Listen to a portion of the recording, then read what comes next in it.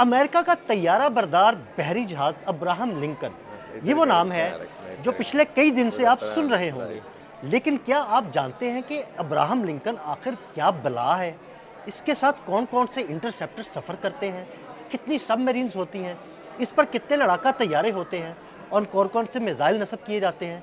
आमिर रज़ा से बात करते हैं। आमिर भाई, अब्राहम लिंकन का नाम तो पिछले कई दिन से हम सुन रहे हैं।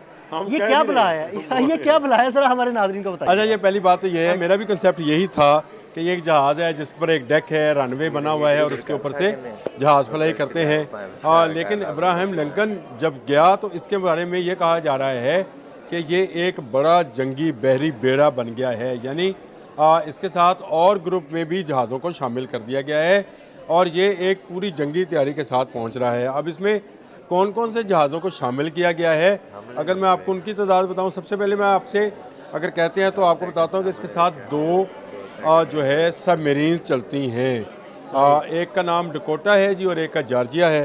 ये दोनों सबमरीन जो हैं टोमाहॉक मिसाइल, जो कि अमेरिका का सबसे लेटेस्ट वर्जन मिसाइल है, वो मौजूद है। तो ये सबमरीन जो हैं इस जहाज़ की हिफाजत के लिए होती हैं। इस पर खुद इस पर तो 70 के करीब, जो 60 से 70 के करीब जो हैं F-35 मौजूद हैं।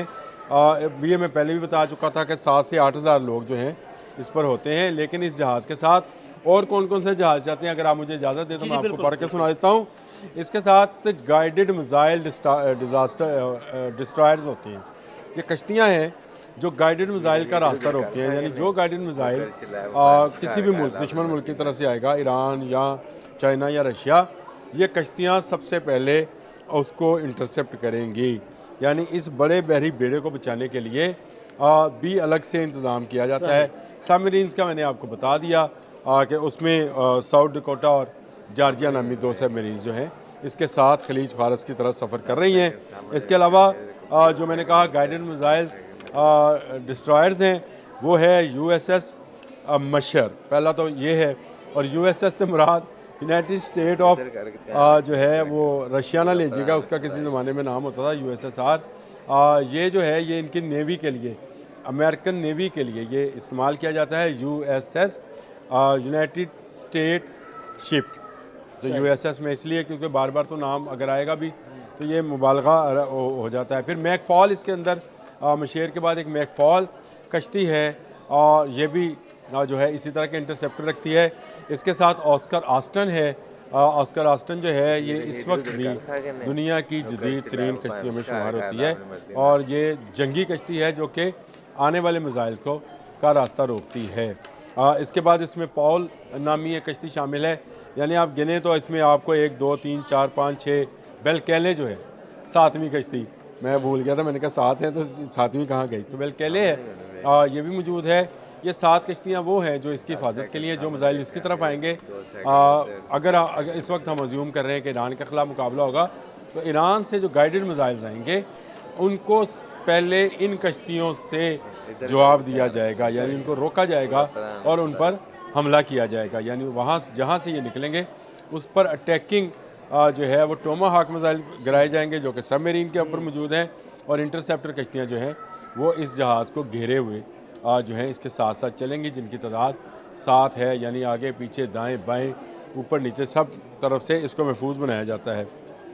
इसके साथ एस्कॉर्ट शिप्स हैं, यानी इसकी हिफाजत के साथ साथ इसकी अटैकिंग कैपेबिलिटी को भी बढ़ाने के लिए इसके साथ एस्कॉर्ट शिप्स हैं। अगर आप एस्कॉर्ट का मतलब ये समझें कि इस जहाज़ का एक बाकायदा प्रोटोकॉल है अदील भाई, जिस तरह से यहाँ वो इसकी आगे आगे चलता है, ये आपने वज़ीर आज़म और सदर ममलकत और जैसे एस्कॉर्ट किया जाता है ना जी, आगे पीछे वो गाड़ियाँ हूटर चला रही होती हैं, तो ये वो हूटर वाली गाड़ियाँ जी। फ्रैंक ई पीटरसन, एक गाड़ी का नाम, एक गाड़ी कह रहा हूँ, एक शिप का नाम है स्प्रांस, दूसरी शिप का नाम है और माइकल मर्फी जो है ये तीसरी शिप का नाम है। ये 3 शिप्स जो हैं ये पूरी तरह से ऐसे मिसाइल से लेस हैं जो किसी भी बंदरगाह को तहस नहस करने की सलाहियत रखती हैं। और इस तक जाने से पहले मिसाइल को इन कश्तियों का, यानी 3 ये और 7 वो, 10 कश्तियाँ ये हो गई, 2 सबमरीन, 12 जो हैं टारगेट जो हैं उसको तबाह किया जाए, तब आप जाकर कहीं अब्राहम लिंकन तक पहुंच सकते हैं। इससे पहले आपने मेरे साथ एक व्लॉग किया था जिसमें मैंने बताया था कि ईरान की क्या तैयारी है। देखिए, सबसे पहली बात तो यह है कि आज तक कोई त्यारा बरदार जहाज़ जो है किसी मुल्क ने डूबने नहीं दिया। बिल्कुल ऐसे ही। ये इसकी हिफाजत का या इसकी श्योरिटी का कि ये बचा रहेगा सबसे बड़ा सबूत है। 7-8 हज़ार फ़ौजी पायलट्स, मरीन्स इनको फ़ौजी बोलते हैं, वो इस पर तैनात होते हैं, टेक्नीशियंस हैं, इंजीनियर्स हैं। तो ये देखा जाए तो किसी भी मुल्क का सबसे बड़ा फ़ौजी एसेट होता है। ये समंदर के अंदर पानी के ऊपर तैरता हुआ एक पूरा आप शहर, पूरा शहर कह लें, पूरा या फ़िज़ाई अड्डा जो पानी पे तैर रहा है। फ़ज़ाई अड्डा है ये कह लें, या फ़ौजी अड्डा है, हाँ, पूरी इसको एक ये एयर कह लें, बेस कह लें जो एयर बेस पानी कह पे लें। तैर रही है। आप इसके जो मर्जी नाम ले दें, ये एक ऐसी जगह, ऐसी चीज़ है जिसका जवाब जो है दुनिया के तरक्की याफ्ता ममालिक के पास भी नहीं है। लेकिन ये भी बात नहीं है कि कुछ चीज़ एक दफ़ा नहीं हुई तो अगली दफ़ा नहीं हो सकती। नामुमकिनात में से कोई चीज़ नहीं है। ये स्ट्रेटजी पर है, इलेक्ट्रॉनिक वारफेयर पे है, कौन किसके मिसाइल को कहाँ पर इंटरसेप्ट कर सकता है और कहाँ पर अपना मिसाइल गाइडेड कर सकता है। सिस्टम्स क्या हैं, सिस्टम इस्तेमाल कैसे किया जा रहा है, ये इस पर है। लेकिन मैंने कहा कि इसके बारे में कि अब्राहम लिंकन सिर्फ एक जहाज़ नहीं है, ये पूरा एक ख़ानदान है और ये पूरे ख़ानदान में पनडुब्बियाँ भी हैं, इंटरसेप्टर्स कश्तियाँ भी हैं और इसकी स्कॉट कश्तियाँ भी हैं जो इसकी हिफाजत के लिए मौजूद हैं। तो ये पूरा स्कॉट जो है इस वक्त खलीज फारस की तरफ गामजन है और आने वाले चंद घंटों में ये खबर आ जाएगी आपके पास। कल तक शायद ये खलीज फारस में पहुँच जाए और उसके बाद ईरान पर हमले का ख़तरा है। बहुत शुक्रिया आमिर रज़ा जी। बिल्कुल, आमिर रज़ा ने बड़ी तफसील के साथ आपको अब्राहम लिंकन के बारे में बताया और ये भी बताया कि ये सिर्फ एक तैयारा बरदार बहरी जहाज़ नहीं बल्कि इसके साथ एक पूरा ख़ानदान सफ़र करता है। अदील अहमद और आमिर रज़ा को इजाज़त दीजिएगा।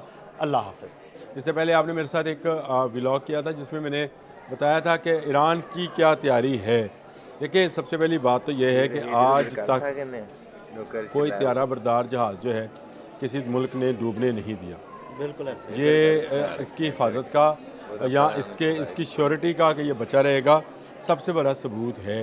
7-8 हज़ार फ़ौजी पायलट्स, मरीन्स इनको फ़ौजी बोलते हैं, वो इस पर तैनात होते हैं, टेक्नीशियंस हैं, इंजीनियर्स हैं। तो ये देखा जाए तो किसी भी मुल्क का सबसे बड़ा फ़ौजी एसेट होता है। ये समंदर के अंदर पानी के ऊपर तैरता हुआ एक पूरा आप शहर, पूरा शहर कह लें, पूरा या फ़िज़ाई अड्डा जो पानी पे तैर रहा है। फ़ज़ाई अड्डा है ये कह लें, या फ़ौजी अड्डा है, पूरी इसको एक ये एयर कह लें, बेस कह लें एयर जो बेस पानी कह पे लें। तैर रही है। आप इसके जो मर्जी नाम ले दें, ये एक ऐसी जगह, ऐसी चीज़ है जिसका जवाब जो है दुनिया के तरक्की याफ्ता ममालिक के पास भी नहीं है। लेकिन ये भी बात नहीं है कि कुछ चीज़ एक दफ़ा नहीं हुई तो अगली दफ़ा नहीं हो सकती।